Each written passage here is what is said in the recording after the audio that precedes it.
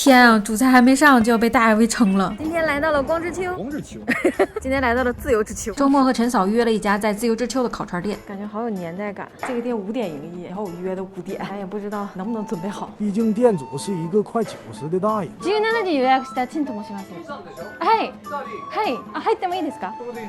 はい、ここでいいです。哇哦，还没点餐就已经这么多小菜了。在日本很多餐厅啊，进来一般都会先给上一道小菜，叫お通し。这个无论是你点没点，要不要都会给上的，有点类似国内餐位费的概念。一般一个人呢，人民币25到100块不等，基本前菜都是一小口的量。不过今天老爷这家店啊，前菜着实看着有点实惠。4、5、6、7、8、9、10、11个小菜。当我还在边吃边感叹11个小菜可真不少的时候，老爷又投喂了。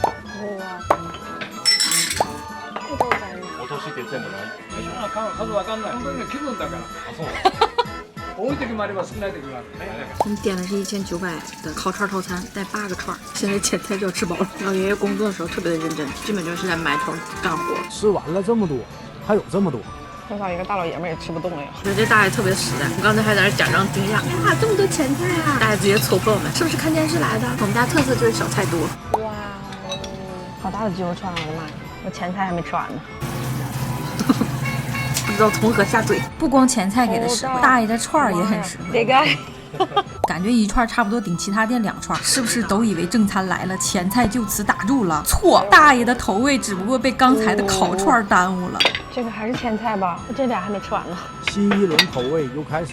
真的不建议来点套餐，根本吃不下，应该点单品。前菜就已经让人吃撑了，我的妈呀！后来实在吃不动了，就中场歇会儿跟大爷聊会儿天。我很好奇大爷为啥要一直给客人投喂小菜。大爷说他今年86了，刚开始呢生意也不太好，想着怎么才能吸引客人来呢？除了好吃实惠，还得整点花活才行。于是就开始了给客人各种投喂。前期呢还只是投喂3、2道小菜，后期就搂不住了。尤其是看到顺眼的或者是聊得来的客人，不仅是使劲投喂，走的时候还得给人拿点。久而久之，大爷的店里就出名了。前の店も焼き鳥屋さんですか？前の店はね、スタンドバー。